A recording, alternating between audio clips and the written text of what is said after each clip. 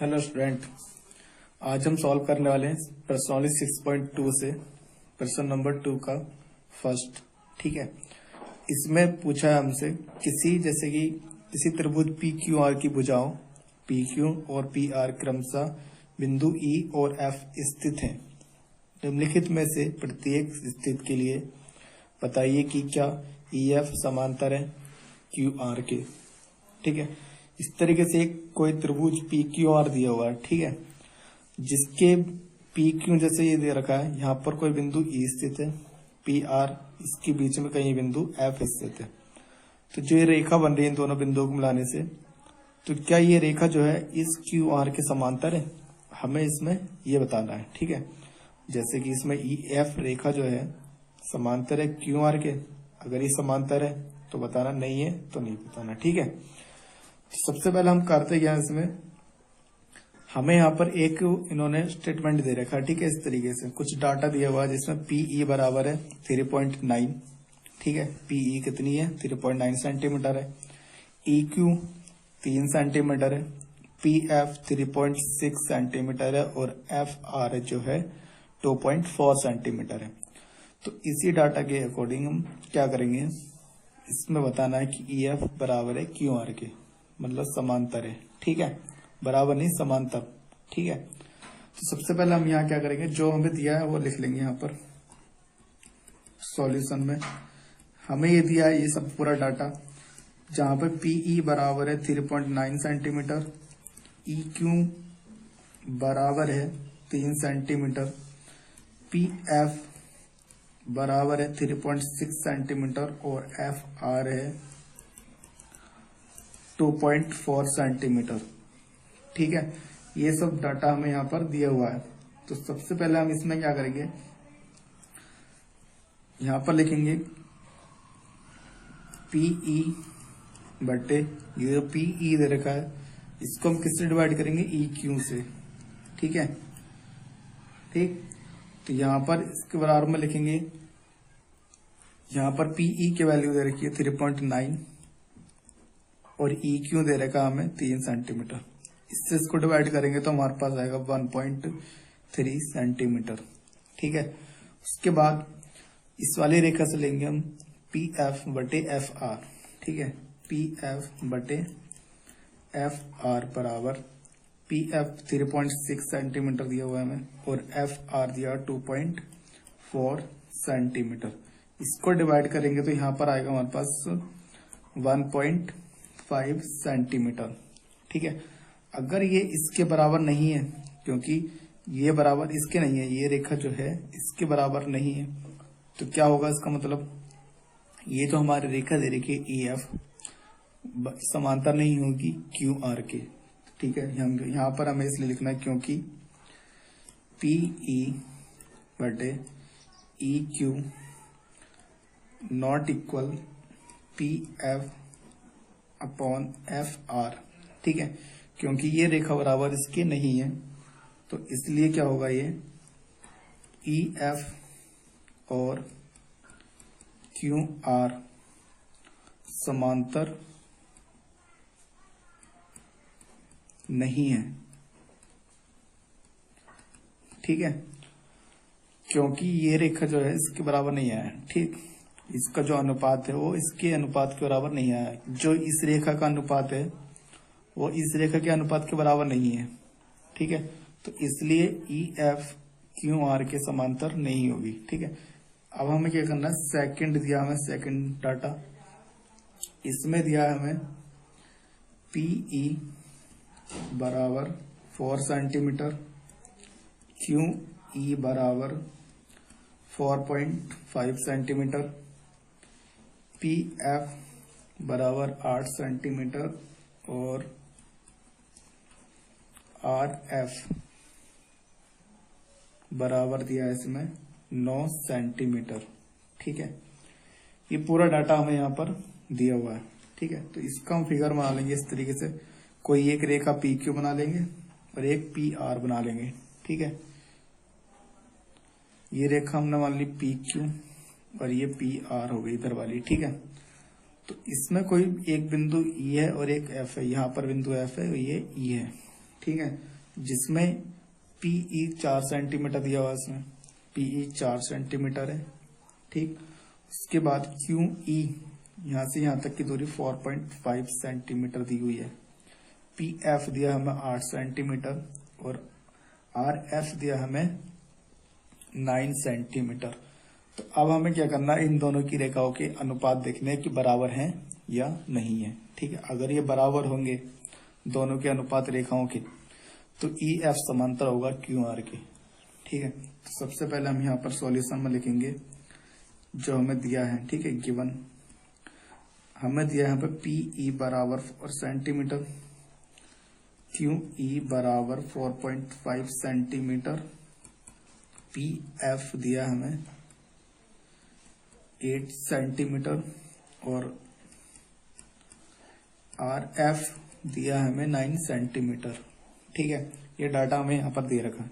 तो सबसे पहले हम क्या करेंगे, पीई अपॉन ई क्यू रखेंगे। ठीक है, पीई अपॉन ई क्यू बराबर पीई कितना 4 और ई क्यू दे रखा 4.5। ठीक है, तो इसको सॉल्व करेंगे तो यहाँ से पॉइंट हटाएंगे तो ऊपर एक 0 बढ़ जाएगा, तो यहाँ पर आ जाएगा 5 8 जा 40 और 5 9 जा 45, तो 8/9 आया। इसका अनुपात कितना आया, 8/9 पी क्यू रेखा का। ठीक है, इसके बाद हम करेंगे पी आर, तो यहां रखेंगे हम P R upon F are. ठीक है, बराबर पी आर हमें यहां पर दिया है इसमें 8 सेंटीमीटर। ठीक, 8 सेंटीमीटर अपॉन एफ आर दिया 9 सेंटीमीटर। ठीक है, तो यानी कि यहाँ पर हमारी दो रेखाएं, एक ये रेखा है दूसरी ये रेखा, दोनों का अनुपात क्या है, सेम है। ठीक है, तो यहाँ पर हम लिखेंगे क्योंकि PE upon E Q equal है किसके, P R upon F R के। ठीक है, तो इसलिए ये क्या होगा, इसलिए ई एफ और क्यू आर समांतर, ई एफ और क्यू आर जो है आधारभूत समानुपातिकता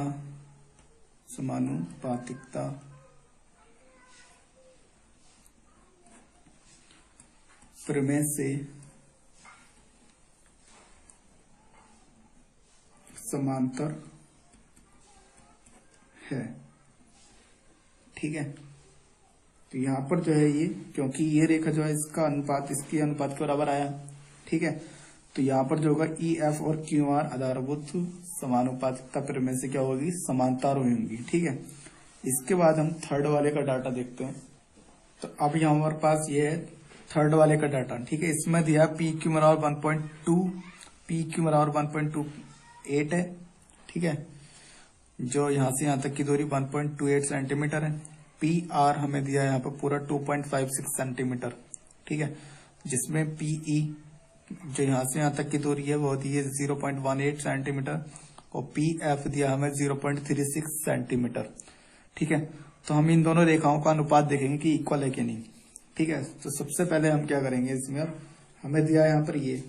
ठीक, तो इसलिए यहाँ पर क्या होगा, यहाँ पर हम लिखेंगे पीई अपॉन ई क्यू। ठीक, तो पीई अपॉन ई क्यू, तो पीई हमारा दे रखा 0.18।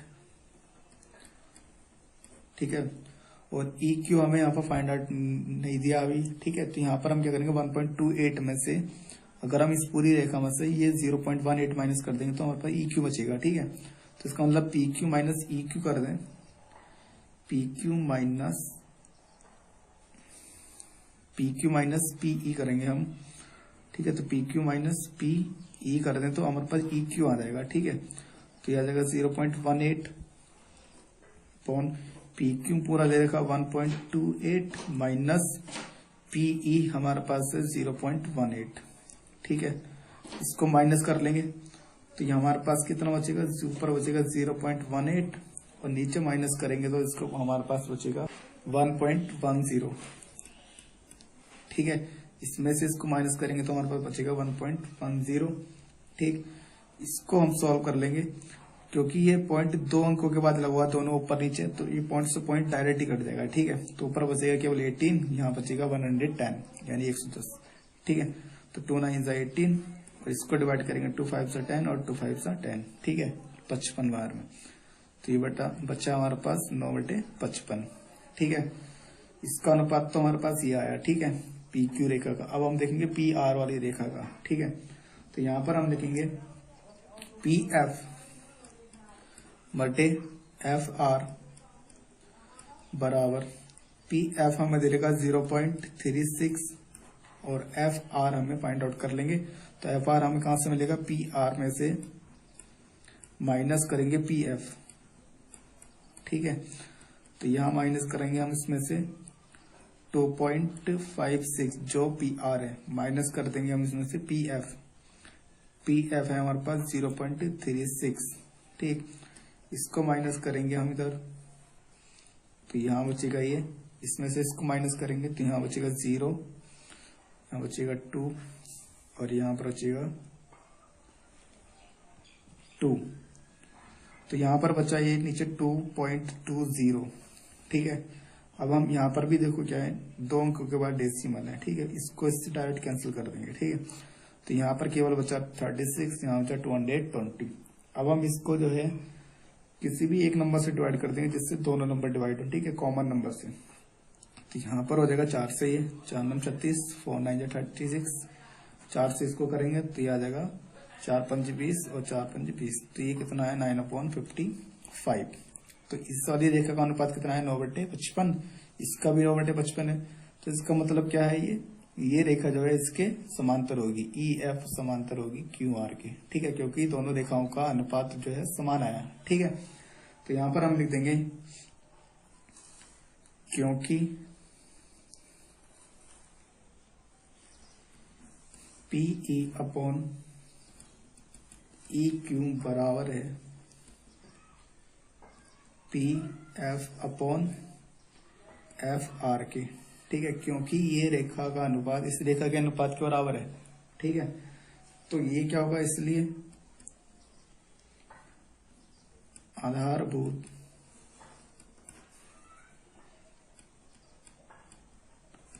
समानुपातिक